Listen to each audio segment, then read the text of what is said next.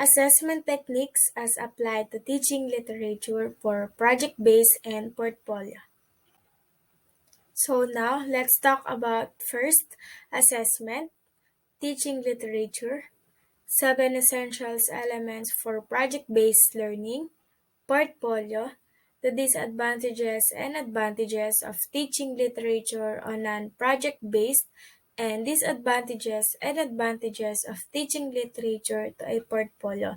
And then the last one is the conclusion. Assessment.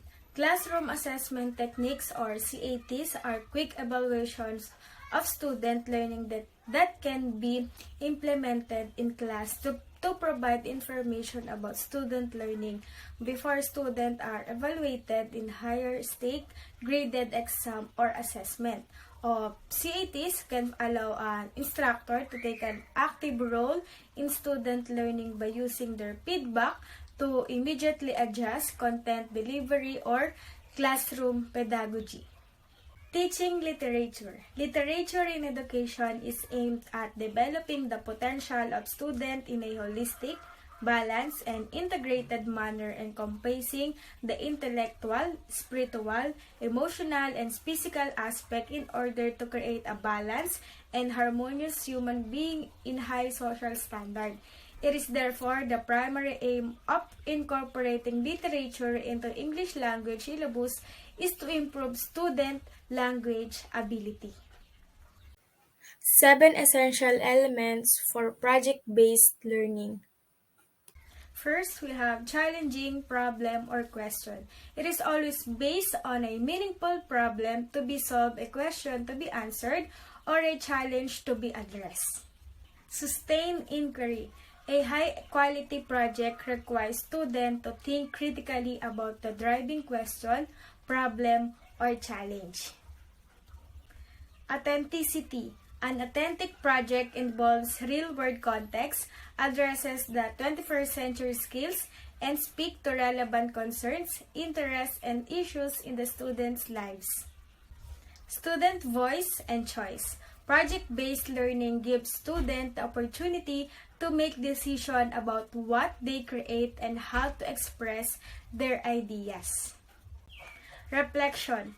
Time set aside the reflection gives students a chance to make necessary project adjustment and grow from the learning experiences. Critique and revision. The critique and revision process create opportunities for collaboration that might not otherwise take place. Public product. The final step of project is for the student make their work public by sharing, explaining, or presenting it to an audience outside of the classroom. Portfolios are used in the assessment of student performance nowadays. They are used as a method by architects, painters, photographers, and artists in showing their works. However, as a portfolio has been used for different purposes, it may be different from that artist. It is not possible to use only one definition for a portfolio. The definition of portfolio may change according to the user's purposes and way of usage. The disadvantages of teaching literature on a project base. Potentially poorer performance on tests. Many tests reward fact-based learning with multiple choice and short answer questions.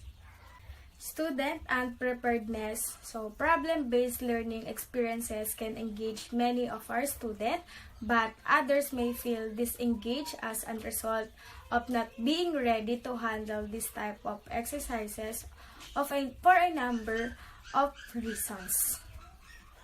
Teacher unpreparedness.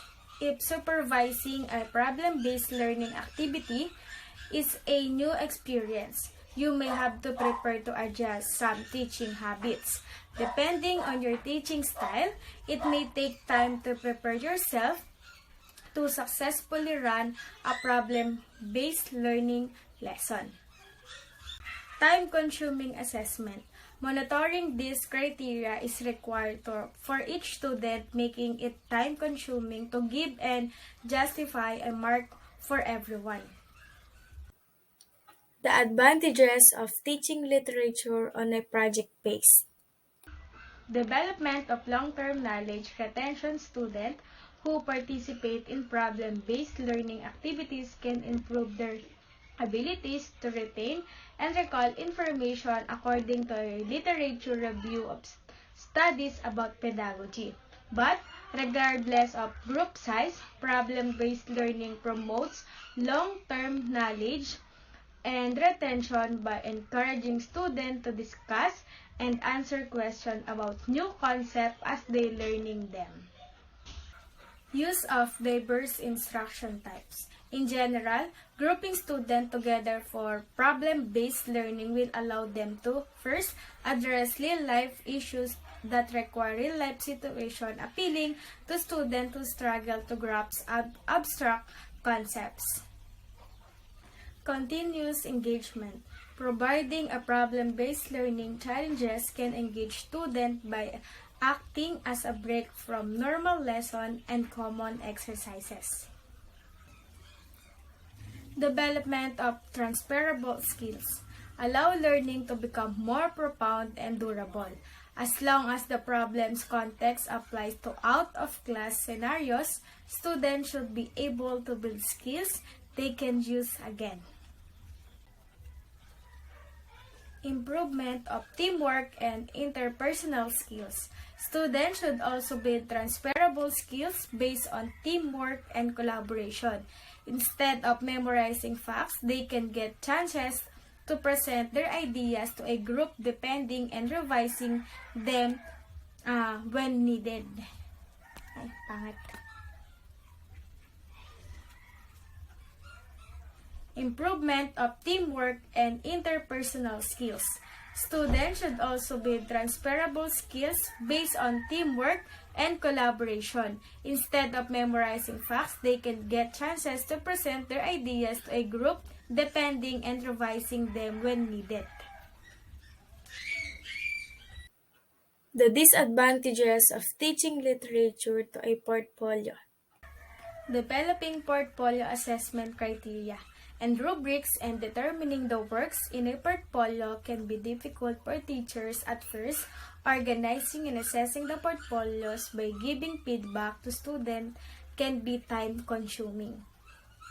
The problems of using portfolio is storing, handling, and controlling the portfolios in a crowded classroom. Also, asking students to bring their portfolios materials to each class can be burdensome. To overcome this problem, electronic portfolios or e-portfolios which are easily stored, handled, and controlled can be used. Portfolio assessment is parental or community support for such as new and unfamiliar system of assessment. Most parents are accustomed to their child receiving a letter grade on a report card at the end of the designated grading period. The advantages of teaching literature to a portfolio.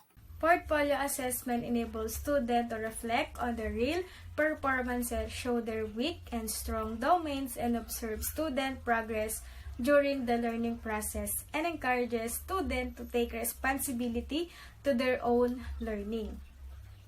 A portfolio has the potential which enables students to learn during assessment and to be assessed during learning, to assess for learning, and to assess of learning.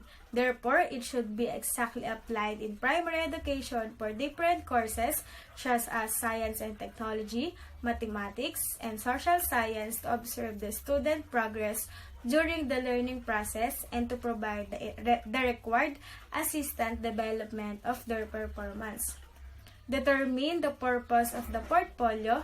Plan its item by covering the student different skills and learning dimension, which is the cognitive, emotional, and psychomotor, and explain its assessment criteria clearly. A portfolio has the potential which enables students to learn during assessment and to be assessed during learning, to assess for learning, and to assess of learning. Therefore, it should be exactly applied in primary education for different courses such as science and technology, mathematics, and social science to observe the student progress during the learning process and to provide the required assistant development of their performance. Determine the purpose of the portfolio. Plan its item by covering the student different skills and learning dimension, which is the cognitive, emotional, and psychomotor, and explain its assessment criteria clearly. In conclusion, projects require that teachers know their learners' interest. Teachers must listen when learners become excited about a topic and start asking questions. Facilitating project-based learning requires the kind of leadership skills that allow teachers to help a group of learners to move in a direction that they want to go, without getting defensive when students decide they like their own ideas better. According to them, a portfolio gives more reliable and dynamic data about students for teachers, parents, and also students themselves.